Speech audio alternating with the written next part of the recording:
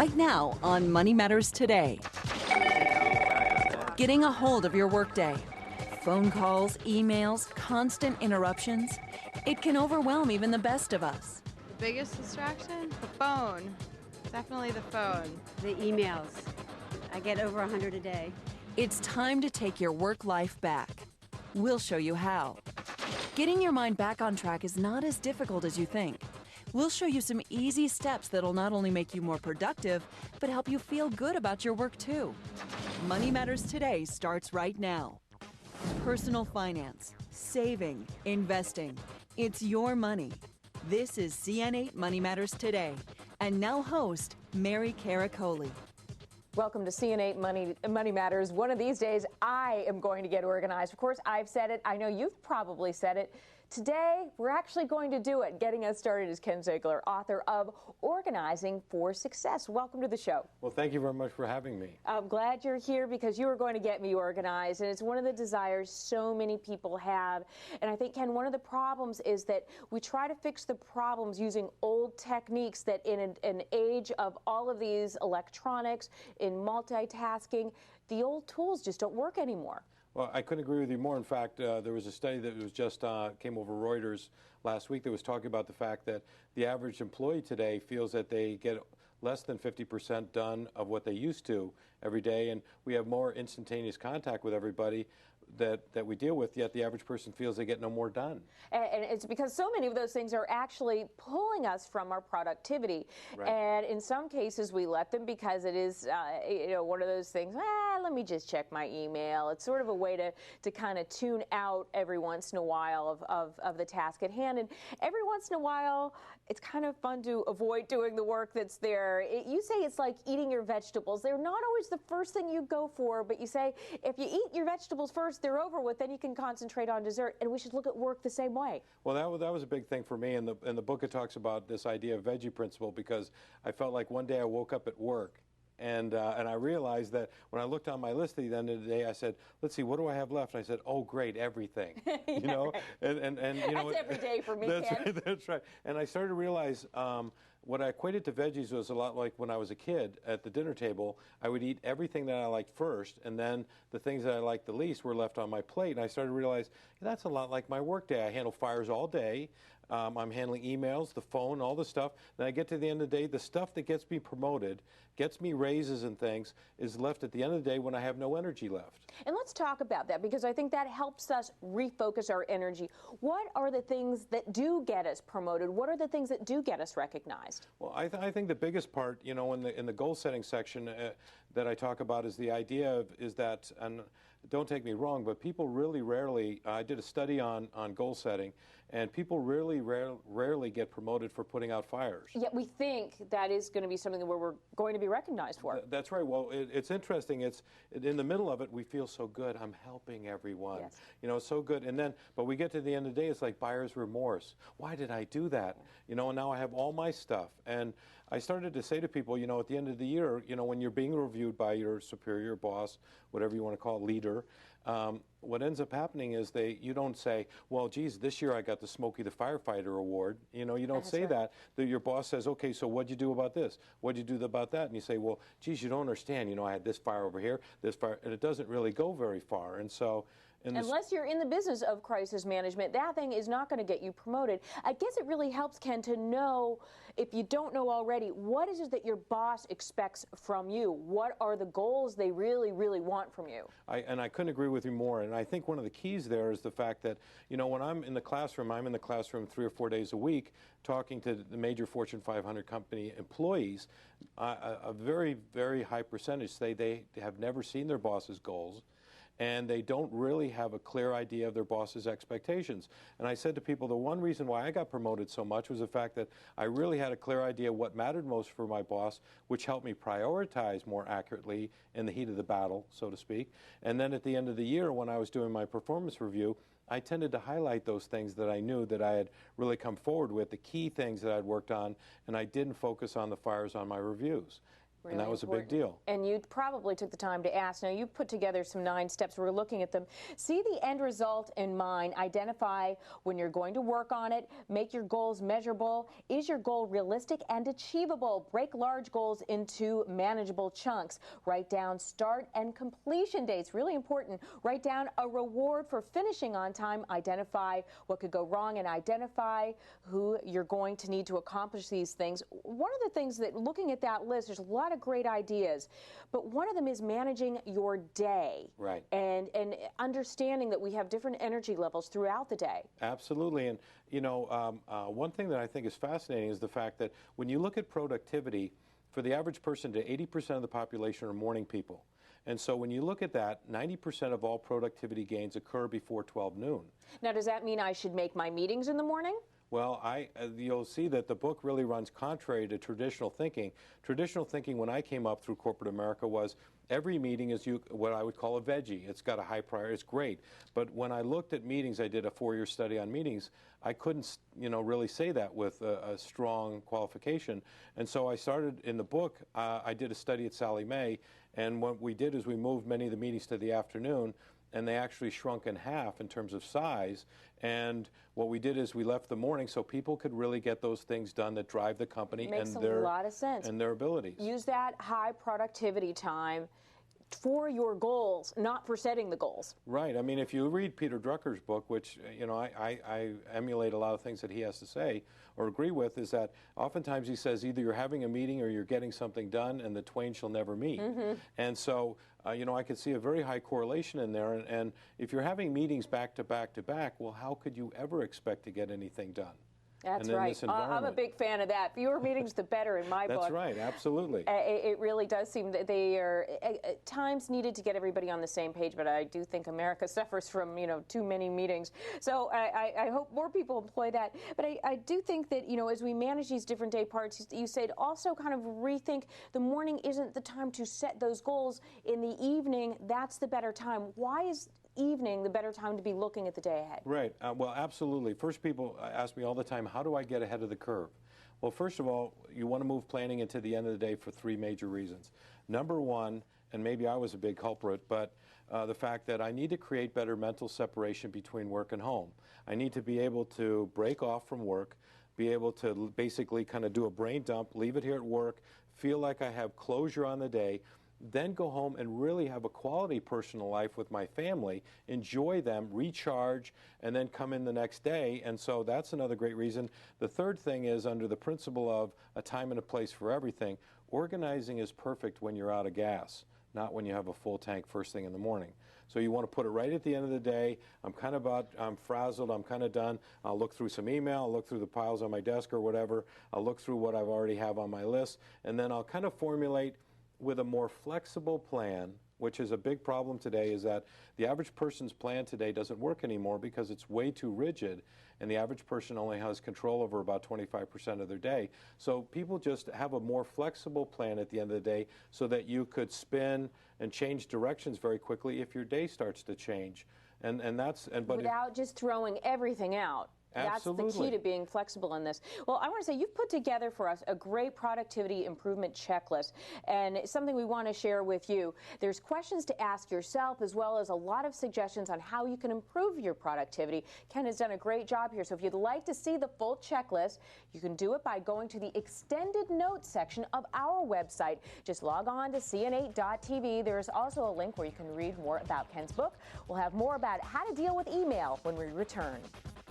Coming up on Money Matters today, is there a connection between emails, IMs, and attention deficit disorder? I'm distracted by getting email from my friends. Email is supposed to make us more productive, but is it really doing the opposite? You're watching Money Matters today with Mary Caracoli on CN8, the Comcast network.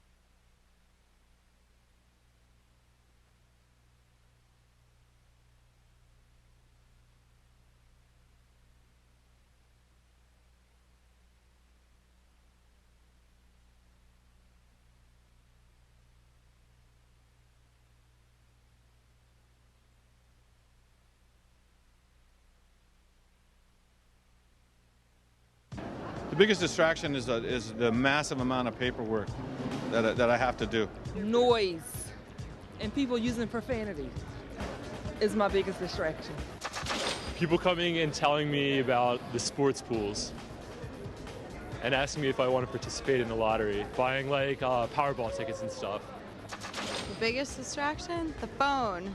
Definitely the phone. I'm distracted by getting email from my friends, but then there's the fact that I'm checking my email in the first place, which I shouldn't be doing. Email. It is one of the best inventions of all times, and on some days, I got to tell you, it's also one of the worst. Constant pings eat up precious time and can be a major distraction. So how do we get our arms around the email invasion in our quest to get organized? Well, Ken Ziegler has a few ideas. He is the author of Organizing for Success. So help me out with this one. I think I get about 500 emails a day, Ken. Well, I think the biggest thing for myself is that oftentimes I'm very undisciplined, and human nature is last in, first out. Whatever I'm working on, whatever impacts me last, I'm going to try to leave what I'm currently doing and take on the new interruption. And so one thing that I put in the book, especially about email, is that I really recommend that you turn off the notification system in email. In fact, at times I recommend, because I'm as like anyone else, have trouble with discipline, that I turn it off so that if it doesn't go ding, I don't know anything's going on there. I can really focus on the task at hand. And you're not a big fan of instant messenger either, are you? I am not, because I think it's so funny. The average person today can't handle email, so let's make it faster. Yeah, right. You know, let's give them more. That's super. You know, and so I think that's a very, very big problem. And, you know, you have to realize that when it goes ding, you know, it's going to be the ringmaster, and you're going to be the beast, because you're going to be like, oh my gosh, who was it? And then, like the gal said on the segue in there, hey, and it was just my friend. Yeah. You know, and then next thing you know, it's terrible. So if you set up times to check email, then what I could do is batch it.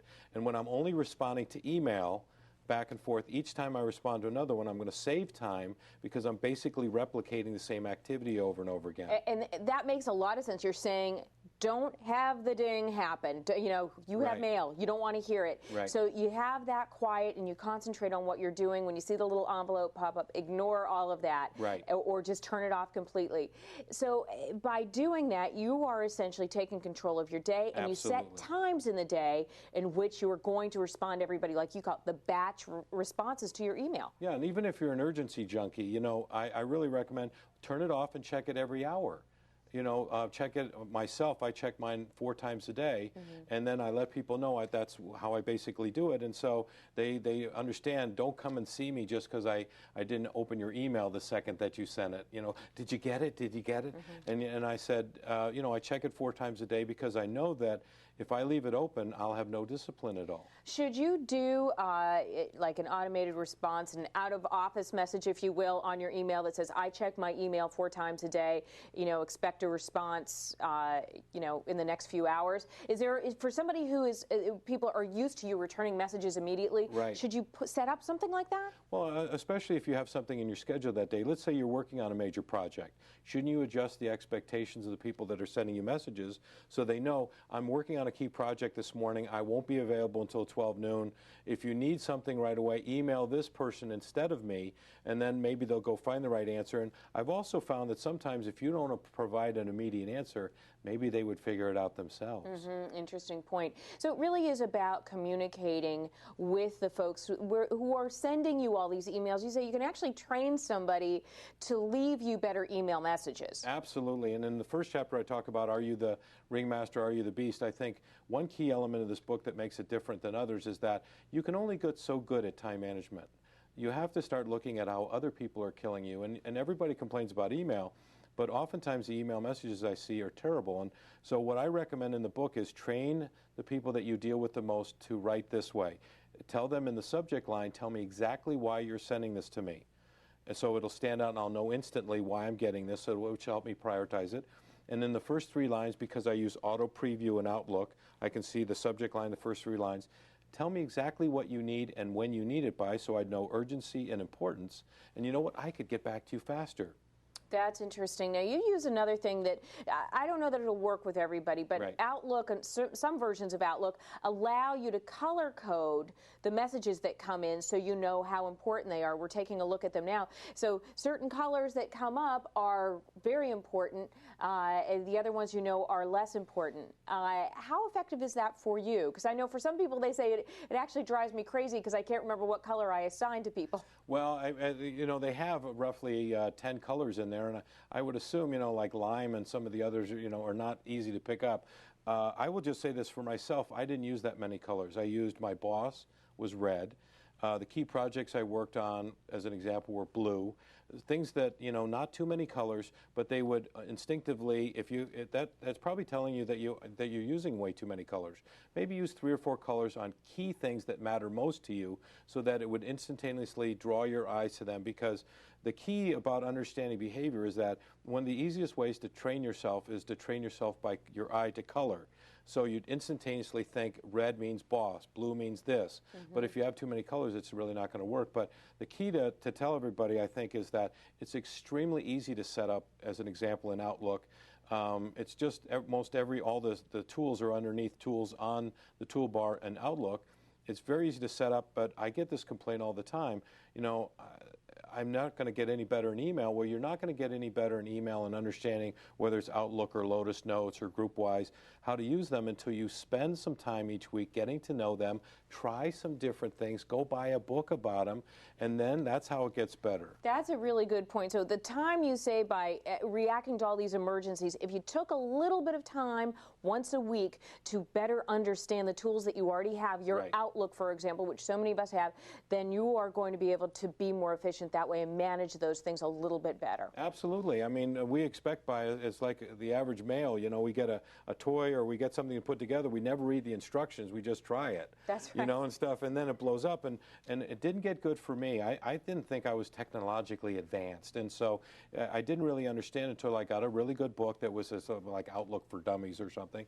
But I mean, I really just spent some time, and once I got it set up, it works forever and ever after that. Yeah, and if you are not somebody who deals with computers well through books, then sit down with somebody who's a master of it, have them show you a few tricks. Absolutely. All these companies have IT departments. You know, they're willing to help you. They're on your side. They want to make it faster. It's good for them. So if I would just contact one of them and say, you know, could you just show me? They'll laugh because it's so very simple. Yeah, that's right. And you know, do a little navigating yourself, and amazing how much you can learn. Well, when we come back, Ken, you're going to tell me how to avoid being interrupted by others during the day. I can't wait to hear what you have to say. Find out when we return. Don't go away. There's more Money Matters today coming your way. Constant distractions in the office are a fact of life, but sometimes it can ruin your whole day. There are steps you can take to block it all out. We'll tell you how next. You're watching Money Matters Today with Mary Caracoli on CN8, the Comcast network.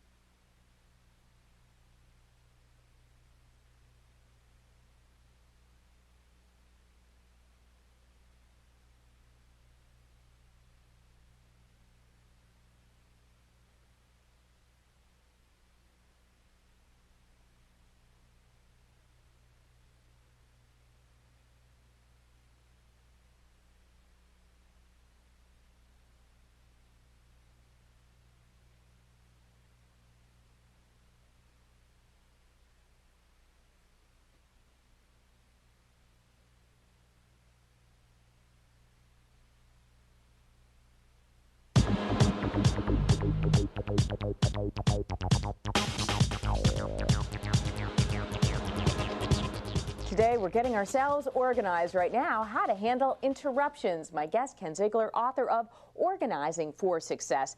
Biggest problem so many of us have in our workday, people interrupting us. Right. It's interesting, in the section I talk mainly about interruptions, I think the key thing that people have to start considering is that as each interruption occurs to you, I kind of become a doubting Thomas. And I said, is this something I truly have to handle right away? And in a way, prove it. You know, I mean, tell me something I need to hear that would provoke me to do it right away. But see, the average person, when they get interrupted, they just drop everything and they take it on that moment. And the problem is with interruptions, not only that, but then they try to come back to what they were working on before the interruption occurred, and then they can't figure out where they were. And so in the book, I talk about truly successful people, when dealing with interruptions, will try to defer the interruption long enough to finish what they're currently working on, then try to take the interruption after that, or then go and see the person. Okay, now let's be realistic here. Someone comes into my office, I am in crunch time for the show, I'm focused on writing and doing my research. They come in, if I say go away, first of all, I'm already distracted and it's rude. So how do you handle it in a way that you're not making enemies and that you don't even have that moment where you're pulled away from what you're doing? Well, I basically am very honest with people, and I say, listen, would it be okay? I'm really, this show's about ready to start. Is this something I could deal with as soon as the show's over? I'd be happy to do that. Then I write it down. Okay, and then after the show would be over, then I would go see him. I'm sorry. Okay, so what can I get for you? Now, on the other side of the coin, if they came to me and they were very well organized, they said it's just going to be 1 minute, and I believe them, then I would handle it right at that moment because of that relationship I have with them, and then I could get back to what I was doing. But I want them to be much more organized by when they come to interrupt me. In the age of cubicles, where there's so many people around and there's noise and there's an open door, essentially, because you don't have a door to shut, how do you discourage people from coming over in the first place? Well, I think one of the big things that I try to do is a good interrupter, what they're looking to do is to make eye contact with you. So I really want to, stay very focused on what I'm doing. I recommend that you turn your back to your cubicle entryway so that you can't see traffic and things going by you, and also really let them know, that when you're turned like that and you're looking at your monitor, you're really busy. I also recommend putting a sign up outside your door. If you buy the book, there's a little sign in there that has a picture of a vegetable. It says, please come back later, I'm working on a veggie. Yes, I see. So you get the book, you get this, it tears out, and it's sort of like a do not disturb, but it's got some broccoli on there. Now, they have to understand what that means, but or maybe they'll be frightened enough by seeing broccoli that they'll go the other way. It's so funny about it, but, people, what they've done now is they've actually made vegetable hats, so it's a nonverbal way of telling people that they're really working on something key or very, very important, but also the fact that this veggie principle seems to be very non-threatening, so people are willing to give them time. But again, see, I never say no. The key is never say no, but I simply defer. And how many times have you gone back to that person and they said, oh, that's okay, I figured it out? Yeah, exactly. Ken, it's great advice. Thank you so much. And the book is Organizing for Success. I'm going to put it to work. Thank you. I'll be right back. Missed any of tonight's program? Just click Get Local on your on-demand menu to watch Money Matters Today anytime. You're watching Money Matters Today with Mary Caracoli on CN8, the Comcast network.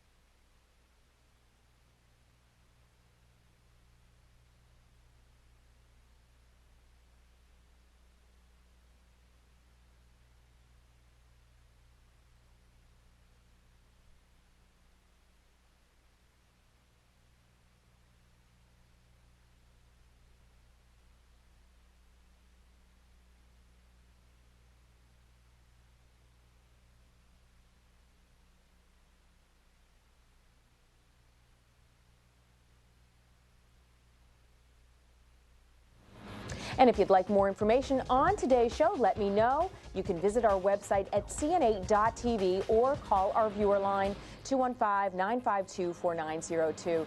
That's going to do it for this edition of CN8 Money Matters. I'm Mary Caracoli. Thank you for joining me.